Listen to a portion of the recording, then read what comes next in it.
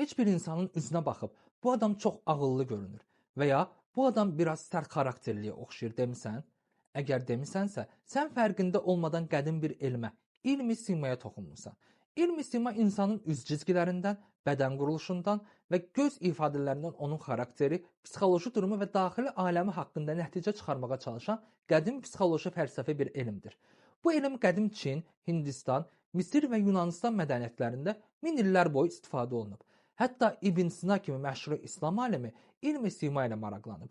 Bu elmə görə məsələn, geniş alın güclü idrak qabiliyyəti, qalın qaşlar güclü xarakter və özünə inam, iri gözlər açıq ürəkli və emosional insan, iti burun liderlik və təşəbbüskarlıq, yumşaq çənə, sakit və uyğunlaşan şəxsiyyət deməkdir.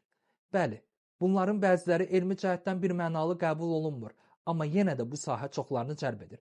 Çünki biz həmişə başqalarının bizi necə gördüyünü bilmək istəyirik.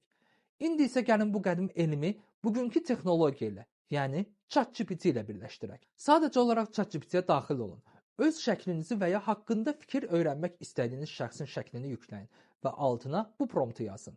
Bu şəkildəki insan haqqında ilmi sima elminə əsasən analiz et. Nəticə bəzən elə dəqiq olur ki, təəccüblənirsən. Bəzən isə o qədər gülməli və qeyri-adi fikirlər gəlir ki, özünə baxıb gülümsəyirsən. İndi səndən istəyim, bu metodu sına və nəticəni şərhlərdə bizimlə paylaş.